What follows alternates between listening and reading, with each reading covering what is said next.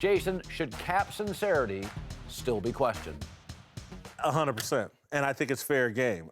Listen, and people don't like the messenger, Tony La Russa. Oh, he's got his problems. He's a baseball guy. He's old. Right. He's the wrong color. He's all these things is wrong. But if he stumbles onto the truth, if Tony La Russa, I don't like him, came in here and told me today is Thursday, I had to go, you know what, right, it's Thursday. Tony La Russa is right.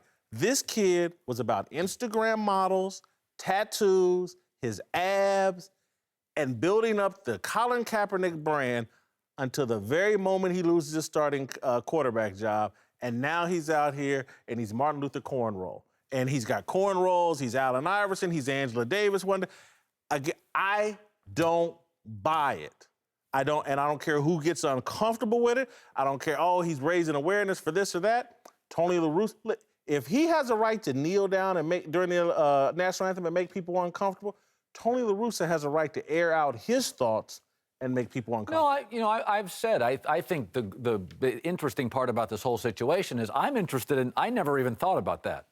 You know, about the Instagram and self-centeredness, which he absolutely was, and I criticized him for, and now he loses his job. It makes me think, but I will say this. People do change. Yeah. It's a young man changing. Take my idol in this business, Oprah Winfrey.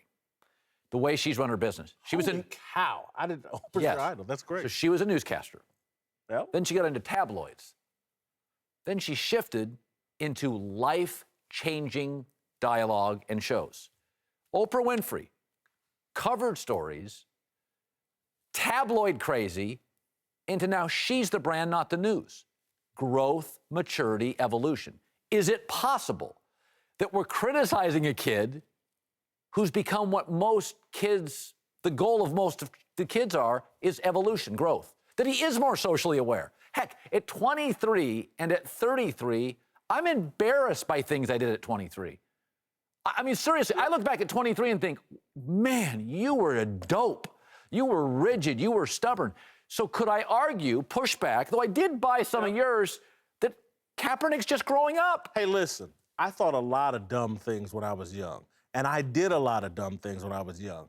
But when you do them in such a public way. Grandiose fashion. Grandiose. When you set yourself out there, and he has, whether he wanted to or not, he set himself out there. I'm the expert. Hear me on this. I'm going to be the face of that. As a kid, I was never that guy. I was looking for someone to follow. I'm going to support. I'm looking for wiser people to advise me. He's gone at this in such a childish way. That's what undermines the sincerity of it to me as well. He's not, given his life background and experience, I don't think he's an expert on these issues. I don't think these issues even came to him. When you start using Twitter as your justification for your position, I keep seeing these hashtags and blah, blah. That says you don't have the substance to take on something of this magnitude in a sincere way. Tony La Russa gave us at least another 5 days of discussion. Before we go, I want to get to my word of the day. Whitlock's wisdom. Can't knock me off my square. I'm going to tell you how this relates to Colin Kaepernick here in a minute. Can't knock me off my square. A personal space, location, conviction, or affiliation that you have an unrelenting allegiance to. Can't knock me off my square is like an idiom very popular in the African-American community. And it's about certain convictions that you have. Sure. That you will not move on my square. And again, I just want to end this on this. My square is football. When we keep having these Kaepernick conversations where I keep coming back to, I'm a football person. And it upsets me when I see people misusing football and football being under attack by people who don't care about football. Didn't play it, don't know it, have never covered it, never spent the time. And now they're coming in with all their perspective on how football should be used. And when I look at Colin Kaepernick, I see a symptom of this misuse of football. And I see a guy that's completely off his square and doesn't even understand his square. He doesn't know how good football has been to him, me, Jim Brown, Lawrence Taylor, the shoulders he's standing on. He's bringing something to football that doesn't belong there. If there's a problem with police, take it to their headquarters. Well, it's interesting. From the very beginning on this topic, I don't know if you insinuated or said it, that you thought somebody was in his ear. 100%. So, I find with Kaepernick, I've always gone back to football. I just wish he was more accurate.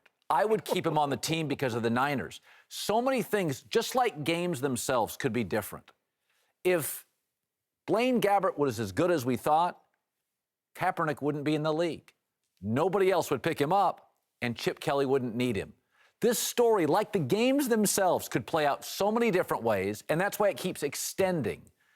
I mean, we've been on this thing now for 100%. a month for a backup quarterback, and there's just layer after layer. And I don't know where it's going to be in 6 months, but I have a feeling we'll still be talking about it. Well, and what I'm saying today is I hope football people stand up and get football back to what it's really about. And it's about unification. And it's about people symbolizing what we can do together. The people I played with in football, Colin, I didn't agree with all of them. Most of them I didn't like.